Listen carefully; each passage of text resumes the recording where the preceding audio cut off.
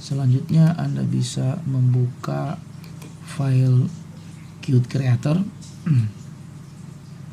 Nah, di sini Anda bisa melihat aplikasi Qt Creator. Seperti pada umumnya aplikasi, di bagian atas ini ada menu untuk seluruh pengaturan aplikasi di sini. Sebelah kiri ini ada pen, tujuannya untuk mengakses secara langsung.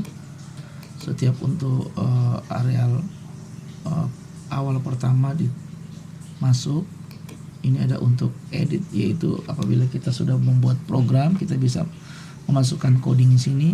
Kemudian ada file debugnya. Ini project untuk pengaturan projectnya, dan ini adalah menu untuk help. Jadi Qt Creator itu memiliki hampir sangat banyak untuk helpnya atau bantuannya. Jika ingin mencari berdasarkan searching di sini, ini sedang di indexing dokumennya. Kemudian bisa untuk konten, ini tinggal kita pilih apa kita lihat. Kalau ini pun indeks, kita tinggal masukkan sini, misalkan KML. Sini kita klik 2 kali sehingga akan ditampilkan seperti ini. Nah, kemudian pada bagian ini ada untuk proses running. Untuk menjalankan kita bisa menggunakan kit apa saja. Ini kit untuk Android X8664, ini kit untuk desktop aplikasi.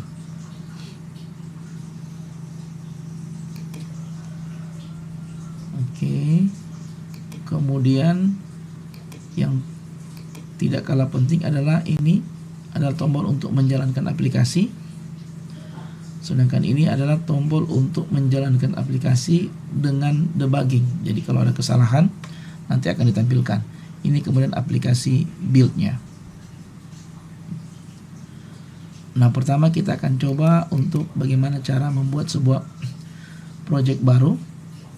Kita bisa melakukan lewat jalur sini, yaitu new project, atau kita bisa menggunakan create project. Keduanya sama. Nah, di dalam create project ini kita akan ditampilkan kotak dialog. Kotak dialog itu terdiri dari 3 kolom untuk project. Kemudian di setiap project itu akan ditampilkan sub komponennya atau sub project. Kemudian bagian kanan sini itu adalah untuk penjelasan. Nah, pada umumnya karena kita menggunakan C++ dan KML, kita akan banyak menggunakan aplikasi yang projectnya itu tipe template application. Kemudian untuk desktop aplikasi kita bisa menggunakan Qt widget application. Kalau ini membuat aplikasi konsol, kita bisa menggunakan ini. Kalau kita ingin menggunakan kita sebagai untuk aplikasi menggunakan KML atau untuk mobile, kita bisa menggunakan ini. Jadi untuk Qt Quick aplikasi ini bisa untuk ke desktop aplikasi dan bisa juga untuk ke KML. Jadi terserah ada. Nah, saat ini kita akan menggunakan Qt widget, walaupun sebenarnya kita bisa menggunakan KML yang runningnya di desktop, namun saat ini kita menggunakan Qt widget. Nah, aplikasi Qt for Python ini jadi Qt framework itu menyediakan GUI untuk Python. Ini ada 2 library yang sering dipakai, yaitu PyQt ataupun PySite. Kalau PySite itu murni dari miliknya resmi dari Qt, sedangkan PyQt itu dari pihak ketiga. Nah, dengan menggunakan Qt Creator ini, maka kita bisa membuat GUI atau graphic user interface atau user interface melalui Python. Kemudian ini library, ini other project. Kalau kita ingin membuat subdirectory project, ini non Qt project, artinya kalau kita ingin belajar misalkan algoritma, object oriented programming, kita bisa menggunakan non Qt project, sehingga yang akan ditampilkan adalah pure C++. Test project sama import. Nah, sebagai contoh kita ambil application, kita pilih Qt widget, kita pilih, dia akan tentukan di mana tempat project kita akan kita simpan. Di sini kita pilih Misalkan kita ambil dokumen ini, latihan project, latihan saja dulu. Kemudian di bagian bawah dalamnya kita masukkan pertemuan 1. Oke, kita enter. Kita klik 2 kali, kemudian kita pilih select folder. Di sini kita taruh, kita masukkan latihan 0101. Kemudian klik ini, aktifkan checkbox. Tujuannya agar aplikasi ini, folder ini akan menjadi folder default. Kemudian klik next. Kita bisa pilih 2, bisa menggunakan KeyMake atau bisa menggunakan CMake. Kedua-duanya sama-sama compiler untuk melakukan kompilasi atau make dari bahasa C. Kalau kita menggunakan KML yang terbaru, maka kita harus menggunakan CMake. Saat ini kita masih bisa menggunakan KeyMake. Kemudian klik next. Nah, ini kita akan tentukan apakah kita ingin menggunakan main window, atau kita ingin menggunakan widget, atau kita ingin menggunakan key dialog. Nah, sebagai contoh kita akan menggunakan key dialog. Kelasnya ini kita biarkan kelas dialog. Headeran ini otomatis ketika ini diganti, maka ini akan terganti. Misal dialog tes nih. Ketika kita tulis dialog tes, maka ini akan ikut. Nah, sini kita kembalikan lagi. Misalkan begini, login dialog. Jadi kita akan membuat satu dialog untuk login. Atau pada umumnya kita tetap menggunakan dialog. Itu terserah dari Anda semua. Di sini nggak usah dirubah, tidak perlu Anda melakukan perubahan di bagian sini. Cukup class name-nya. Kemudian klik next. Ini tidak perlu kita, ini dilewatkan saja. Klik next. Kemudian di sini, ketika kita ingin membuat aplikasi untuk Android, maka kita bisa pilih yang ini. Yang ini. Nah, kalau untuk menggunakan, kalau kita ingin menggunakan virtual, maka kita harus memilih antara 2 ini, yang Sileng X86 atau X8664. Saat ini kita akan menggunakan MingW 64-bit untuk desktop. Jadi kita klik ini, kemudian next. Ini kita kosongkan saja. Artinya setiap aplikasi yang kita buat itu akan dia simpan ke dalam file folder pada GitHub. Ini kita kosongkan none, kemudian kita finish.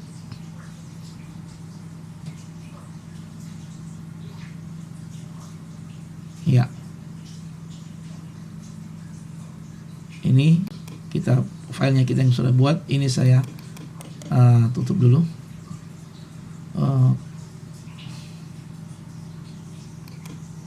Oke, maaf. Ini kita close project. Kita buka lagi yang tadi kita sudah buat. Yang ini. Ini kita buat latih 101. Oke. Nah, di sini. Oke. Nah, 01. Nah, struktur aplikasi yang dibuat oleh kita itu selalu similar. Yaitu pertama, ada nama filenya. Kemudian ada latih1.pro. Ini adalah project. Ketika kita ingin buka, kita klik 2 kali buka. Ini adalah file project yang secara otomatis itu dibuat oleh Qt Creator. Nah, file project ini itu akan mendefinisikan semua komponen-komponen yang akan kita gunakan. Sebagai contoh misalnya di sini, karena kita menggunakan GUI atau user interface, maka Qt Creator akan memasukkan library GUI. Sedangkan library core ini adalah library inti daripada Qt Framework. Kemudian ini dijelaskan apabila Qt kita itu lebih besar dari 4, maka kita ikut sertakan dengan Qt widget. Di sini sudah ditampilkan bahwa C++ yang digunakan itu adalah versi 17. Walaupun dari versi 14, 11 sampai 17 itu ada sedikit perbedaan, ada penambahan mungkin beberapa fitur, Nah, Kemudian di sini ada seperti kita ketahui bahwa bahasa pemrograman C itu dibagi dua, yaitu ada headernya dengan extension H-nya, dan ada bagian implementasinya atau CPP-nya. Maka ini pun akan diikutsertakan oleh Qt dengan menggunakan source, yaitu sumbernya itu adalah main CPP dan dialog CPP yang ini, yang ada dalam folder source.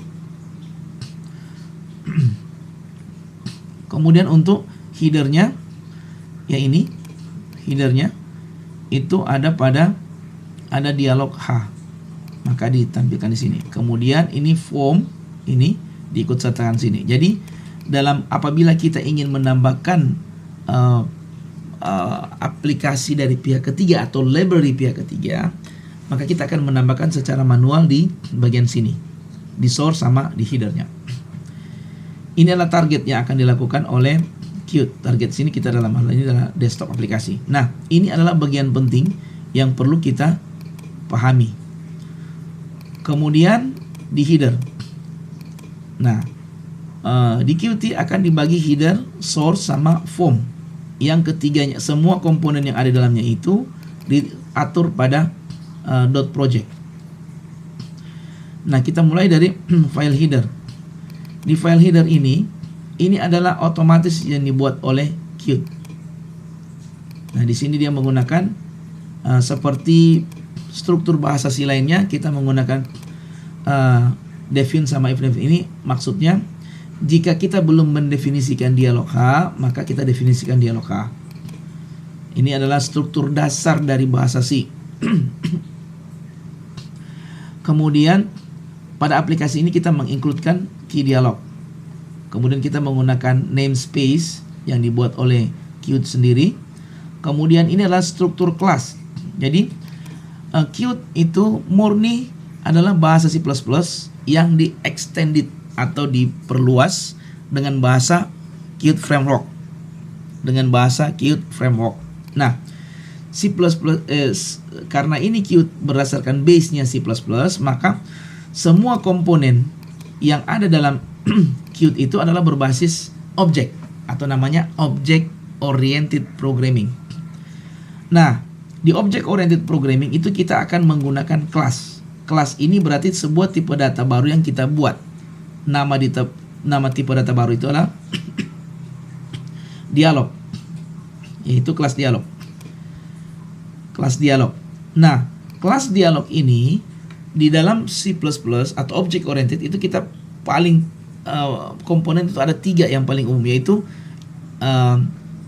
enkapsulasi atau pengkapsulan, kemudian inheritance atau turunan, baru polymorphism atau beberapa bentuk form yang bisa dipakai secara satu. Jadi beberapa form bisa digunakan atau bisa di satu form bisa dimanfaatkan untuk berbagai case. Nah, di dalam ini kita bisa melihat bahwa kelas dialog atau tipe dialog yang kita buat ini itu diturunkan dari key dialog. Artinya semua komponen yang ada dalam key dialog ini itu akan dimiliki oleh kelas dialog dengan syarat bahwa visibility-nya itu protected atau public. Kalau visibility dari key dialog itu ada yang privat, maka itu tidak akan dibaca oleh kelas kita ini. Nah, kemudian di dalam sebuah kelas itu kita mengenalkan 2 komponen, ada 3 sebenarnya, public, protected, privat. Nah, di sini Qt Creator hanya menggunakan public sama privat. Seringkali ada beberapa protected yang kita pakai. Nah, yang menjadi ciri khas yang berbeda antara C++ Qt dengan yang lain adalah Qt itu menambahkan satu makro yang namanya key object. Jadi semua yang menggunakan key object ini, semua kelas yang menggunakan key object itu berarti akan menggunakan konsep signal dan slot. Signal itu sesuatu yang dikirim oleh kelas tertentu. Nanti slot itu akan menampung atau melaksanakan atau akan mengerjakan sesuai dengan signal yang dikirim. Nanti akan dijelaskan pada materi berikutnya. Di dalam public ini dia menggunakan dua ini, yaitu pertama konstruktor dan destruktor.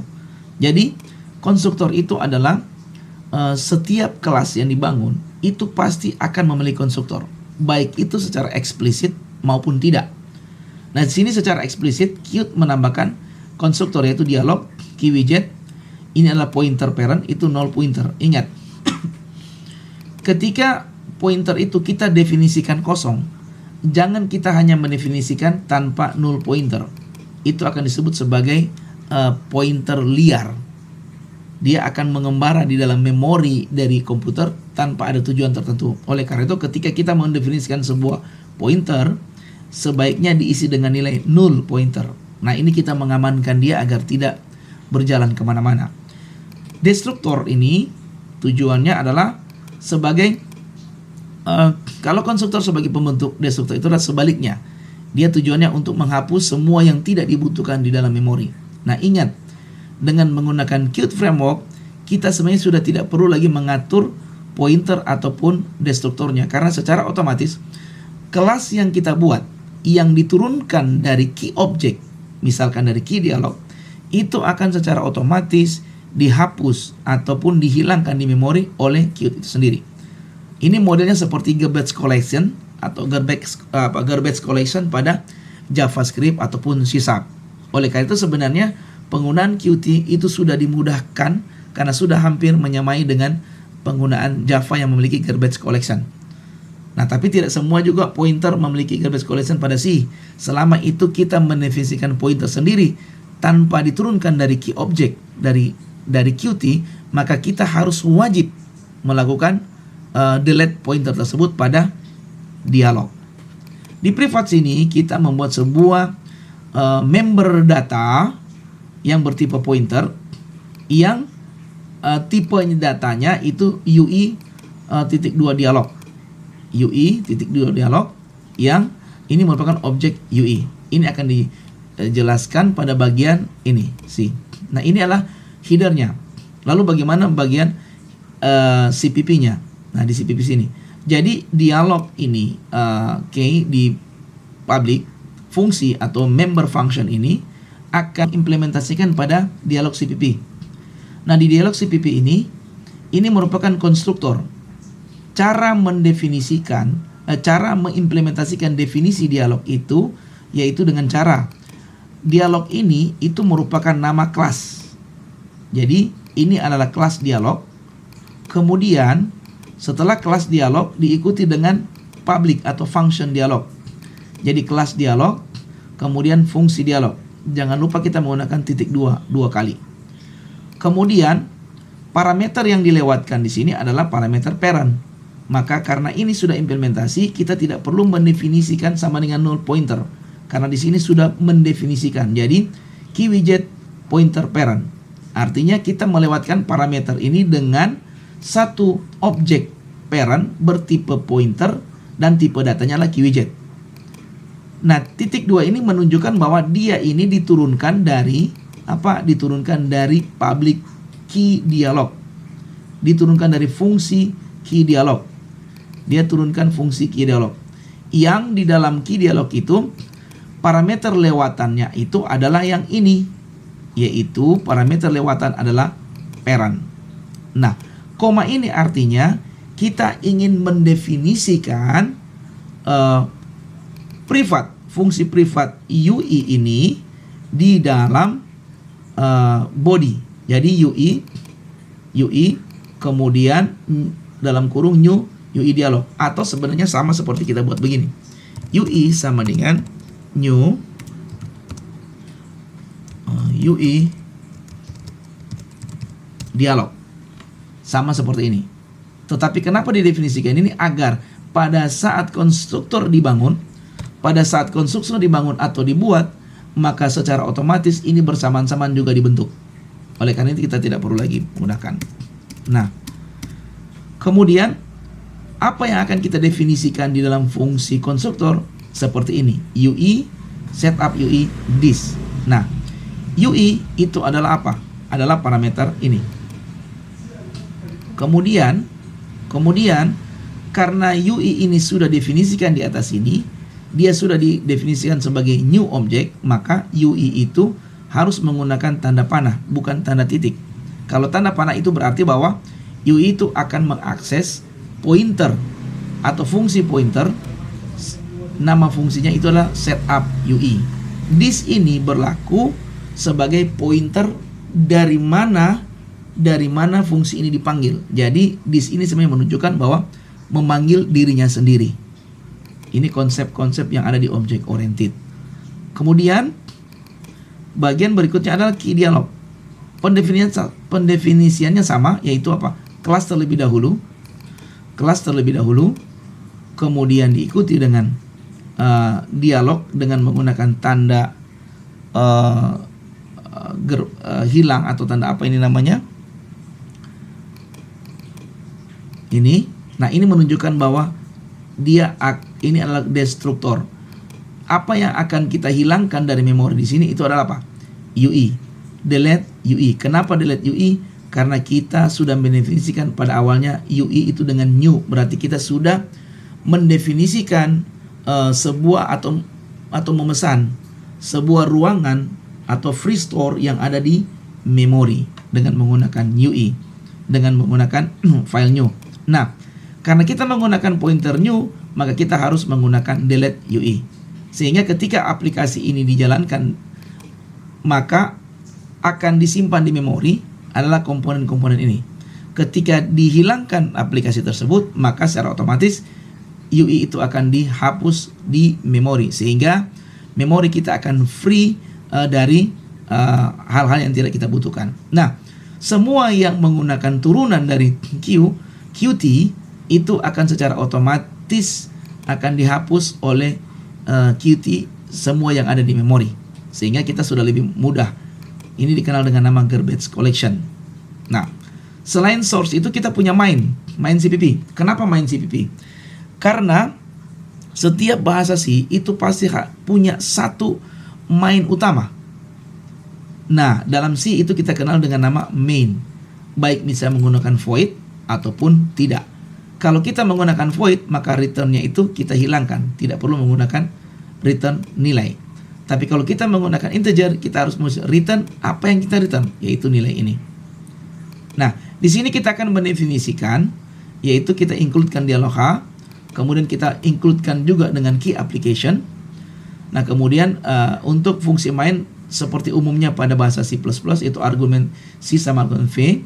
Kemudian kita definisikan key aplikasi A, argumen C sama argumen V. Kemudian kita definisikan di sini dialog W. Nah, kemudian W itu kita tampilkan. Setelah kita klik close pada dialog, maka dia akan mereturn A exec. Artinya apa? Aplikasi akan keluar dan thread-nya akan kembali ke thread pemanggil. Dalam hal ini misalnya Windows ataupun DOS. Oke. Kemudian kita masuk ke dialog UI. Nah, ini adalah dialog UI atau user interface. Inilah sebenarnya inti dari pemrograman desktop.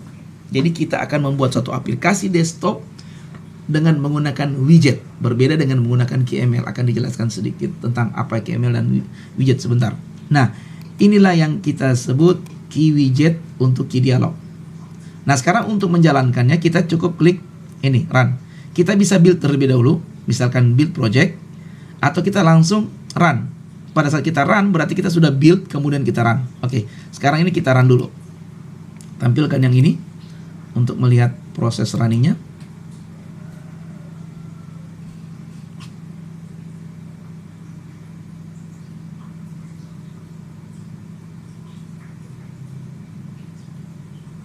Ya, seperti ini hasilnya.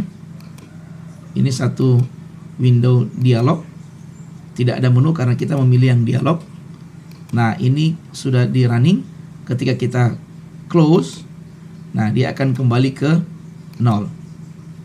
Jadi dia akan kembali ke pemanggilnya atau kita running yang tadi.